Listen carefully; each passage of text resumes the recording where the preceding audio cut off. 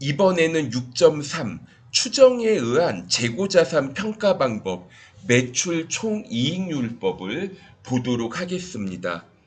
매출 총이익이란 매출액에서 매출 원가를 뺀 거고요.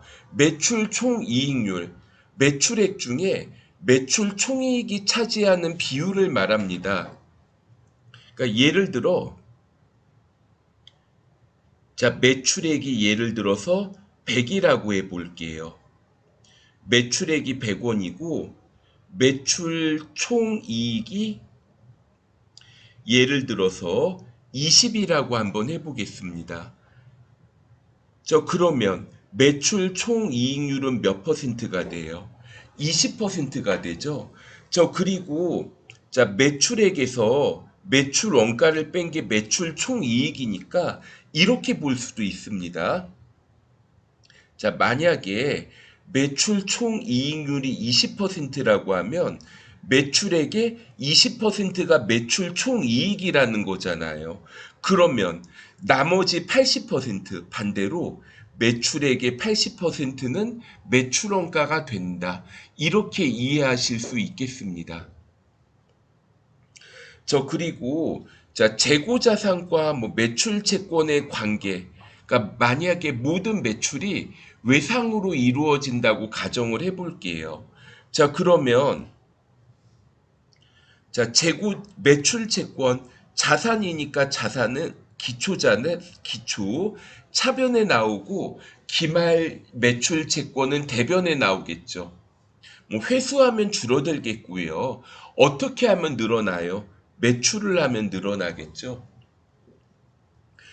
재고자산은 기초, 차변에 나오고 기말은 대변에 나오겠고요. 재고자산 매입한 것만큼 늘어나겠죠. 자, 만약에 매출 총이익률을 알아요. 그러면 매출 원가가 매출액의 몇 퍼센트만큼이 매출 총이익이고 몇 퍼센트만큼이 매출 원가인지 알 수가 있겠죠. 자, 이렇게 해서 이제 매출 원가를 좀 우리가 이제 참고해서 구할 수가 있는데, 자, 여러분들 시험에서는 그럼 예를 들어 이런 경우에 자료를 일부러 좀 불완전하게 주고, 이렇게 문제에서 기초 재고 자산이 얼마인가 이런 식으로 물어볼 수 있습니다. 그리고 또 시험 중에 보니까 이런 문제들이 있더라고요. 자, 예를 들어 재고 자산이 있는데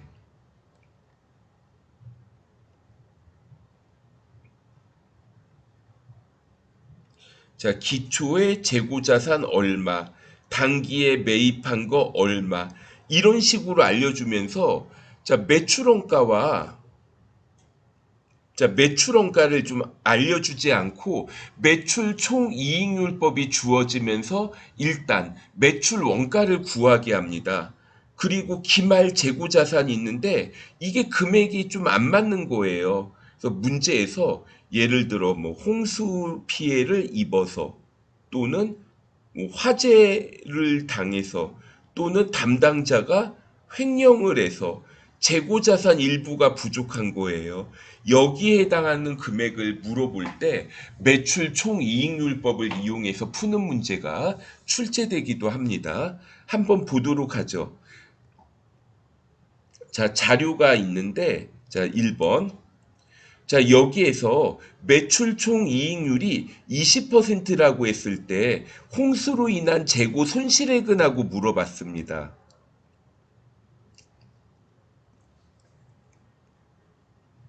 자, 먼저 재고 자산을 한번 볼게요.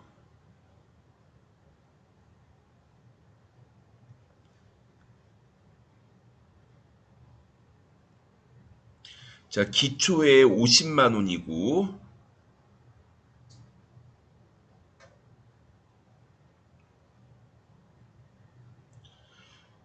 그리고 문제에서 재고 자산 기말 금액은 봐야 되죠. 여기 보니까 좀 자료가 부족해서 매출 채권도 한번 살펴볼게요.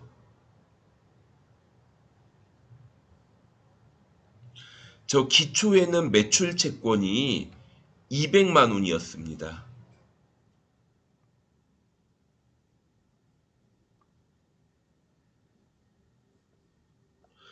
그리고 기말에는 매출 채권이 240만 원이에요. 매출 채권 현금으로 회수하면 어떻게 돼요? 감소하겠죠. 700만 원입니다. 자, 그러면 매출 채권 어떻게 하면 늘어나요? 외상으로 매출하면 늘어나겠죠. 자, 대변합계가 940만 원이니까 차변합계도 940만 원이려면 자, 외상으로 매출한 거 740만 원이어야 돼요. 그리고 매입액이 있는데 자, 매입액 630만 원만큼 재고 자산이 증가합니다. 그리고 3번 자료가 있는데 3번 자료에서 도착지 인도 조건으로 매입? 자, 이거는 아직 도착 안 했죠. 도착해야지 우리 회사 재고니까 아직까지는 재고 자산에 포함되지 않습니다.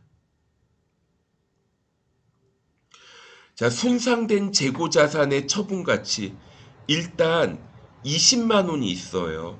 자, 그러면 자, 여기에서 우리가 봐야 될 게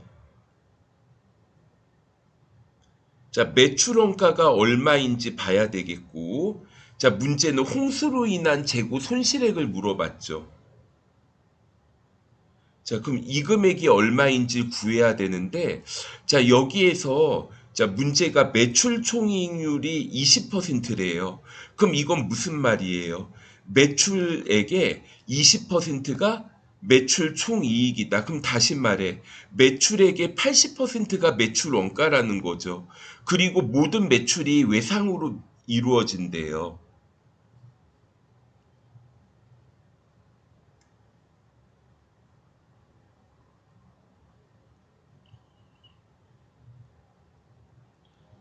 자, 그러면 자, 매출액 740만 원에 80%는 매출 원가가 됩니다.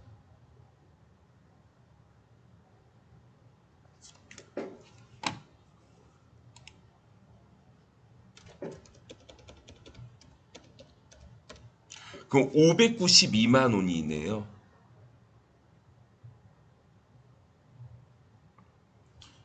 자, 매출 원가는 592만 원이 되고 그럼 이제 홍수로 인한 피해 금액, 차변합계와 대변합계가 같아야 되잖아요. 자, 그럼 이제 50만 원에서 630만 원을 더해 주시고 그 다음에 592만 원을 빼고 20만 원을 빼봅니다. 그러면 68만 원이 되네요. 68만 원. 4번이 답이 됩니다.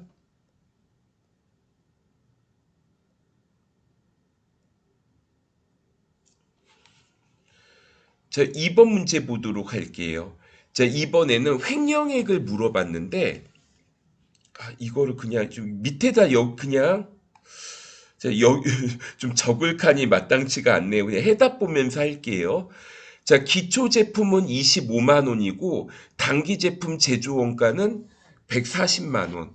자, 매출 원가는 156만 원. 매출 총이익률이 30%입니다. 그러면 매출액의 156만 원이잖아요.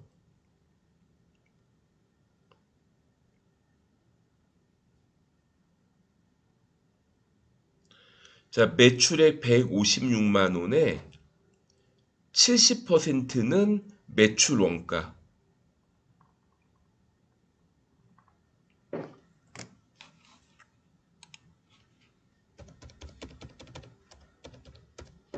자, 계산하면 109만 2천 원이네요. 자, 109만 1092 000만큼은 매출 원가에 해당합니다. 그럼 이제 횡령액이 얼마인가를 물어봤는데 자, 이렇게 한번 계산을 해보겠습니다. 자, 기초 재고는 25만 원. 자, 기초 재고는 25만 원이고요. 144만 원을 매입했습니다. 자, 아까 전에 매출 원가 109만 2천 원 계산을 했죠. 그런데 기말 재고가 16만 원밖에 없대요. 그럼 39만 8천 원이 부족하죠. 이 39만 8천 원이 횡령 금액이 돼서 2번이 답이 되겠습니다. 자, 여기까지 우리가 이제 살펴봤고요. 다음에는 7장 유형자산부터 보도록 하겠습니다.